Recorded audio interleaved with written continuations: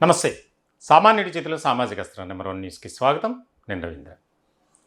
ఆంధ్రప్రదేశ్లో జనసేన పార్టీలో ఏం జరుగుతుంది?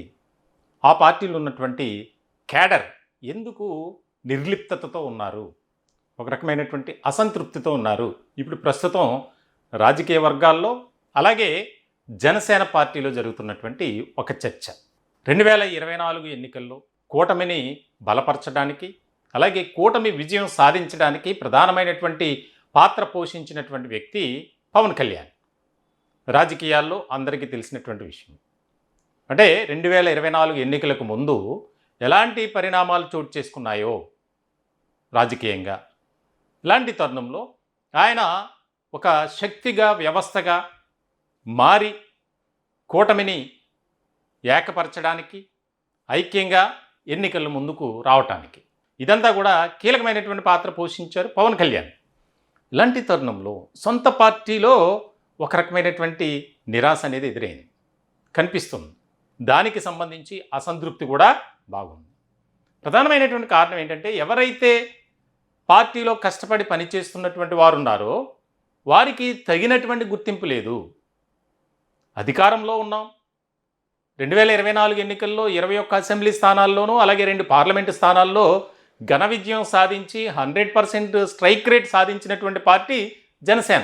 మరి ఈ పార్టీలో ఉన్నటువంటి క్యాడర్లో ఎందుకు ఈ రకమైనటువంటి ఒక భేదాభిప్రాయాలు, భిన్నాభిప్రాయాలు, రకరకాల అంశాలు? ప్రధానమైనటువంటి కారణం ఏంటంటే, అధికారంలోకి వచ్చిన తర్వాత పార్టీలో ఉన్నటువంటి క్యాడర్ను, కింది స్థాయి నాయకత్వాన్ని, క్షేత్రస్థాయిలో పనిచేస్తున్నటువంటి వారిని పట్టించుకోవట్లేదు జనసేనాని పవన్ కళ్యాణ్. ఇది రాబోయే రోజుల్లో పార్టీకి ఒక నష్టం కలిగించేటువంటి అంశంగా మారే ప్రమాదం ఉంది. కాబట్టి ఇప్పటికైనా స్పందించి దానికి సంబంధించి ఏదైతే క్షేత్రస్థాయిలో కమిటీలు ఉన్నాయో ఆ కమిటీలను ఫామ్ చేయడం ద్వారా పార్టీ మరింత బలోపేతం కావాలి. ఇది మెయిన్ అంశంగా ఒక చర్చ జరుగుతుంది. సాధారణంగా జాతీయ రాజకీయాల్లో ఒక సుస్థిరమైనటువంటి స్థానం సంపాదించుకున్నటువంటి వ్యక్తి జనసేనాని పవన్ కళ్యాణ్. ఎందుకంటే ఎన్డీఏ కూటమిలో ఒక ముఖ్యమైనటువంటి భూమిక పోషిస్తున్నారు.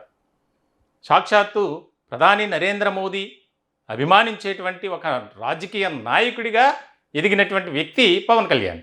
ఇలాంటి క్రమంలో సొంత పార్టీ బలోపేతంలో చేయటంలో కానీ, క్యాడర్కు ఒక మనోనిబ్బరాన్ని కలుగజేయటంలో కానీ విఫలం అవుతున్నారు. దీనికి సంబంధించి మరి ఏ రకమైనటువంటి పరిస్థితులు ఉంటాయి, ఎలాంటి పరిణామాలు చోటు చేసుకుంటాయి అనేది ఈ మధ్యకాలంలో చర్చలు బాగా జరుగుతున్నాయి దీనికి సంబంధించి.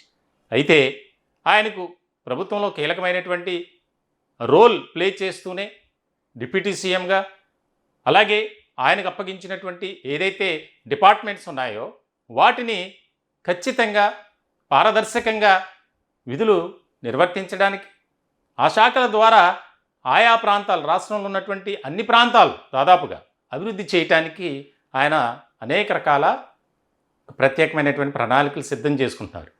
అట్ ద సేమ్ టైం సేవా కార్యక్రమాలు. ఇక్కడ ముఖ్యమైనటువంటి అంశం ఏంటంటే, తాజాగా ఎవరైతే 10th క్లాస్లో అత్యధిక మార్కులు సాధించినటువంటి వారు ఉన్నారో, పేదరికంలో పుట్టినటువంటి వారికి అన్ని విధాలా నేను సహాయపడతాను, మీరు ఏం చదువుకుంటారో చదువుకోండి, నేను చదివిస్తా అని చెప్పి ముందుకొచ్చారు. ఇట్లాంటి క్రమంలో అనేక సందర్భాల్లో ఆయన సొంత డబ్బును ఖర్చు పెట్టి అనేక కార్యక్రమాలు నిర్వర్తిస్తూ వస్తున్నారు. ఇవన్నీ చేస్తున్నారు, బాగానే ఉంది. కానీ పార్టీని నిర్మించుకోవటంలో కానీ, పార్టీ బలోపేతం చేయటంలో కానీ కాస్త ఎందుకో నిర్లక్ష్యం చూపిస్తున్నారు. ఇది మంచి పద్ధతి కాదు అనేది దాదాపుగా ఎన్నికలైన దగ్గర నుంచి ఇదే మాట వినిపిస్తుంది. ఇలాంటి సందర్భంలో సేనాని ఒక కీలకమైనటువంటి నిర్ణయం తీసుకోబోతున్నారు.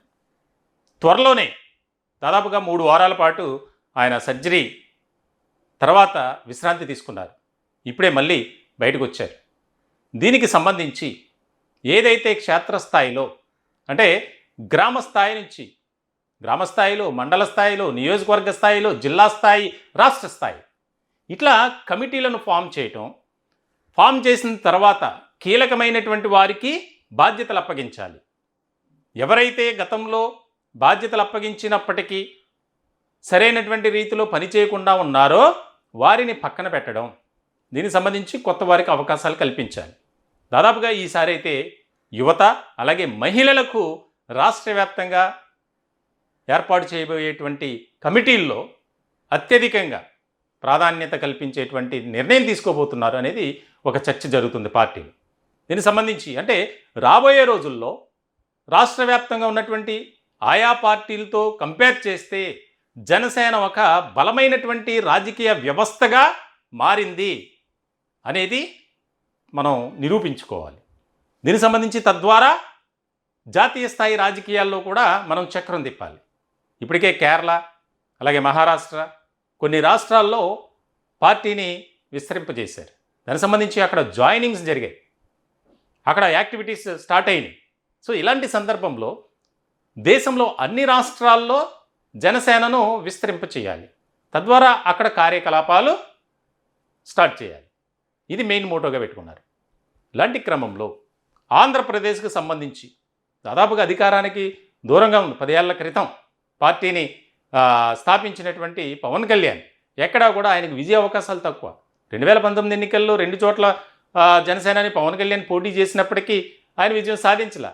2019లో కేవలం ఒకే ఒక్క స్థానం ఏదైతే రాజోలు నియోజకవర్గం ఉందో రాపాక వరప్రసాద్ జనసేన నుంచి. మరి ఆ 2019కి 2024కి పోల్చి చూస్తే 100% స్ట్రైక్ రేట్. కాబట్టి పార్టీకి ఒక రకమైనటువంటి ఆదరణ అభిమానం పెరుగుతున్నటువంటి తరుణంలో దీన్ని మనం క్యాచ్ చేసుకొని పార్టీ కోసం ఎవరైతే కష్టపడుతున్నారో వారికి సముచితమైనటువంటి స్థానం కల్పించాలి. దానికి సంబంధించినటువంటి ఒక కార్యాచరణతో ముందుకు వెళ్ళాలి. తద్వారా పార్టీలో కూడా ఇంకా యాక్టివ్ అనేది పెరుగుతుంది. ఈ మధ్యకాలంలో పార్టీ సభ్యత్వ నమోదు కార్యక్రమం జరిగింది, అది అంతంత మాత్రమే. పార్టీ అధ్యక్షుడు జనసేనాని పవన్ కళ్యాణ్ ఆశించినటువంటి రీతిలో జాయినింగ్స్ జరగల. సో ఇలాంటి సందర్భంలో ఎక్కడ లోపం జరుగుతుంది, ఏదైతే జిల్లా నియోజకవర్గాలకు సంబంధించి జిల్లాలకు సంబంధించి కమిటీలో ఉన్నటువంటి వారు ఉన్నారో వారికి సంబంధించినటువంటి యాక్టివిటీస్ అంతంత మాత్రమే. అందుకే పార్టీ ఈ రకమైనటువంటి పరిస్థితికి వెళ్ళిపోయింది. కాబట్టి ఇక నుంచి అలా జరగటానికి వీలు లేదు, అవకాశం ఇవ్వకూడదు. కాబట్టి మనం ముందు ఒక రకమైనటువంటి పందాతో ముందుకు వెళ్ళాలి. ఎవరైతే ఆయా నియోజకవర్గాల్లో ఆయా మండల స్థాయిలో జిల్లా స్థాయిలో పనిచేస్తున్నటువంటి వారికి ప్రాధాన్యత ఇవ్వాలి. ఇలా చూస్తే కనుక దాదాపు 175 నియోజకవర్గాల్లో ఇప్పుడు అంతంత మాత్రంగా ఉన్నారు. అన్ని నియోజకవర్గాలకు సంబంధించి ఇన్ఛార్జీలు ఉన్నారు. కానీ వీరిలో దాదాపుగా ఒక 50% మాత్రమే నియోజకవర్గాల్లో యాక్టివ్గా ఉన్నారు. మిగిలిన వారంతా ఎక్కడ కూడా పనిచేసినట్టు ఎక్కడ కనిపించట్లా. సో ఇలాంటి సందర్భంలో వారందరినీ పక్కన పెట్టాలి. ఎవరైతే పార్టీ కోసం నిలబడి పనిచేస్తారో కష్టపడి ఇష్టంగా పనిచేస్తారో వారికి మాత్రమే మనం అవకాశం కల్పించాలి. ఇక అలాంటి వారికి అవకాశం లేదు. ఎవరైతే పార్టీ విధి విధానాలు పార్టీ సిద్ధాంతాలను ప్రజల్లోకి తీసుకువెళ్ళటం తద్వారా జనసేన పట్ల ఆకర్షితులు అవ్వటానికి దోహదపడుతున్నారో వారికి అధిక ప్రాధాన్యత ఇవ్వాలి. వారిలో ముఖ్యంగా యువత అలాగే మహిళలు. దీనికి సంబంధించి ఒక కార్యాచరణ ఒక వ్యూహంతో ముందుకు వెళ్తున్నట్లు తెలుస్తుంది. త్వరలోనే దీనికి సంబంధించి మరో 10 రోజుల్లో ఈ కమిటీల ప్రక్రియ అనేది ప్రారంభం కాబోతుంది. చాలా కీలకమైనటువంటి అంశంగా దీన్ని చూడాలి. రాష్ట్ర రాజకీయాల్లో జనసేనకంటూ ఒక ప్రత్యేకత ఉంది, కానీ రాను రాను ఆ ప్రత్యేకతను కోల్పోతుంది పార్టీ. ప్రజలు విశ్వసించాలి, ప్రజలు నమ్మాలి. అట్ ద సేమ్ టైం పార్టీలో ఉన్నటువంటి క్యాడర్ కూడా అధినేతగా జనసేనాని పవన్ కళ్యాణ్ని ఎలాంటి నిర్ణయం తీసుకున్నా దానికి సంబంధించి అందరూ యాక్సెప్ట్ చేయాలి.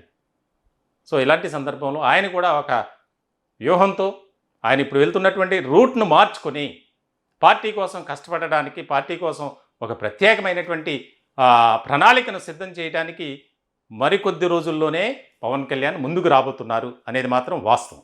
ఈ టాపిక్పై మీ విలువైనటువంటి అభిప్రాయాలు కామెంట్ రూపంలో తెలియజేయండి. దయచేసి మా ఛానల్ని సబ్స్క్రైబ్ చేసుకోండి.